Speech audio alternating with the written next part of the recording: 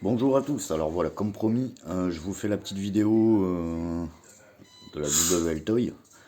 Rien d'extraordinaire, ça va être une petite vidéo vite fait à l'intérieur. Je comptais la faire dehors sur la terrasse, mais sous la pergola, à l'abri, mais le temps est vraiment pourri. Ici dans le Pas-de-Calais, il pleut, ça va résonner sur les tôles, il y a du vent, on va rien entendre. Donc je vais faire une petite vidéo vite fait dans la maison, histoire que vous puissiez voir un peu ce que ça donne en roulant. Là, je suis en drift. On essaiera ça par la suite. Je mettrai peut-être une deuxième vidéo avec les pneus d'origine. Voilà. Maintenant, à savoir que le drift, ça plaît pas à tout le monde. J'en suis tout à fait conscient, hein. L'avantage avec le drift, c'est que surtout sur une échelle comme ça, on peut faire ça sur une petite surface et s'amuser. Après, c'est vrai que quand tu driftes avec une 1.10 ou une 1.8 à 60-70 km/h, ben, ça n'a rien à voir, quoi. Honnêtement, ça, on peut pas dire le contraire. Mais avec cette petite 1.28e, là, franchement, chez W Toy, moi j'ai déjà fait un essai au préalable, hein, ça vous doutez bien, hein. Je reste un grand enfant. Une fois que je l'ai en main, je veux rouler avec tout de suite, hein. Honnêtement, j'ai pas été déçu. Bon, après, il y a peut-être quelques petits points négatifs. Ouais, après négatif, je sais pas si vraiment on peut dire ça, parce que c'est une petite échelle, mais là, quand on accélère, dès qu'on arrête, hop, on peut le voir, ça freine tout de suite. Donc je pense qu'il doit y avoir un truc à faire au niveau des différentiels, sachant qu'il n'y a pas de différentiel central ni de slipper. C'est des petites échelles, donc je pense pas que ce soit vraiment utile. Donc ouais, ça bon,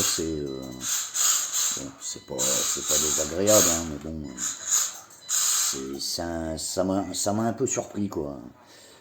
Je suis pas habitué en fait, donc ça m'a un peu surpris. Après, bon, je fais un peu de drift en 1/10 aussi, hein. J'ai une Max Speed Technology RMX 2.0 en deux roues motrices, donc c'est pas du tout la même conduite. Là, c'est du 4 roues motrices, c'est pas du tout pareil, quoi. C'est une découverte pour moi. Après, bon, il n'y a rien d'alarmant. Donc on va faire la petite vidéo de l'essai, voir un peu comment ça roule. Et puis voilà, quoi. Allez, c'est parti.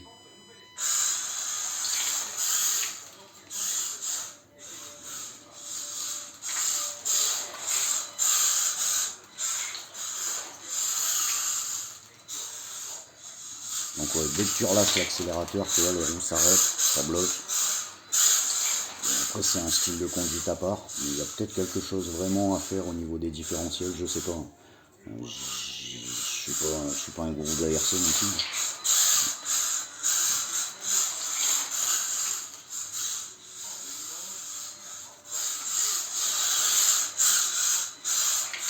Alors, moi j'ai fait mon test. Bon, après, rien de surprenant parce que c'est vraiment du 400 mAh, donc c'est vraiment léger, hein. Par contre, niveau autonomie, 10 minutes, quoi.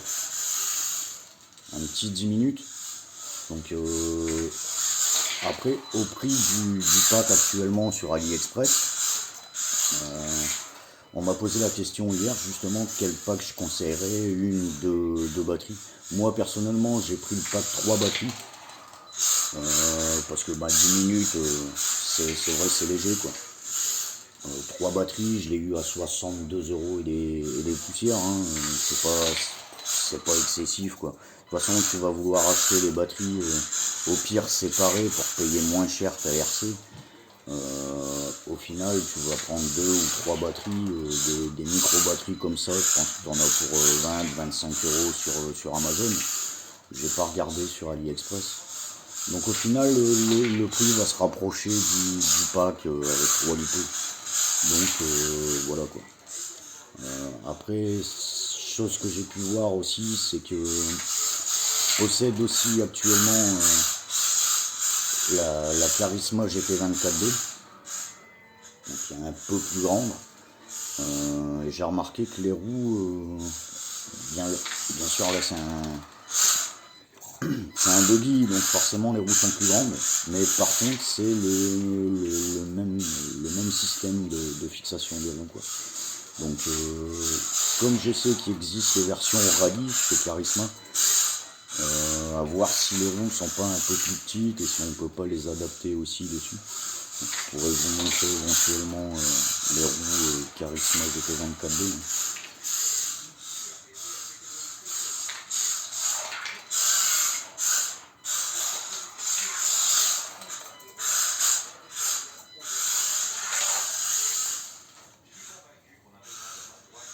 Voilà. Donc après l'accélération, pareil, on a une accélération progressive. Donc c'est pas mal. À voir maintenant s'il n'y a pas un truc à faire avec les différentiels. L'hydrogène de toute façon là-dedans c'est de la graisse. Ça faut pas se leurrer. Faire une petite échelle comme ça. Mais honnêtement, on s'amuse. Enfin, moi ça se voit pas comme ça là parce que je suis derrière le téléphone. Mais je m'amuse. D'ailleurs le chien il est à côté, ça l'amuse aussi.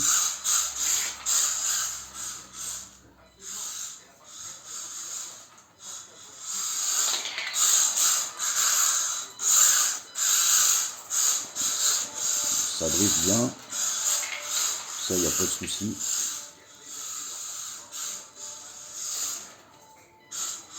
Bon, après, on va pas se mentir, je suis un peu le pilote du dimanche après la messe.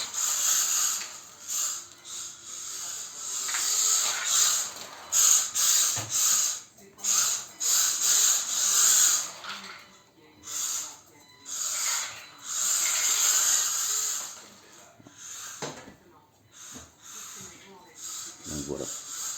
Donc on va s'arrêter là pour la petite vidéo d'essai.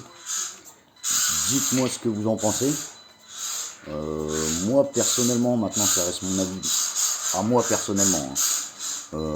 Pour le prix, comparé à une Kyosho, on va dire je reviens sur Kyosho, mais quand je vois les prix de Kyosho, honnêtement, on n'a pas tous le budget pour pouvoir se le permettre, hein.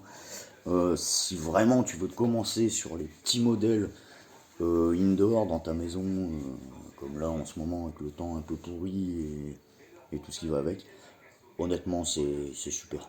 Rapport qualité-prix, à voir dans la durée, mais bon après voilà quoi. Donc voilà, ben, au final, conclusion, moi je peux que vous la conseiller. Maintenant, c'est libre à vous de faire votre propre choix. Et puis bon, on se retrouvera pour une prochaine vidéo. Allez, à plus, salut tout le monde.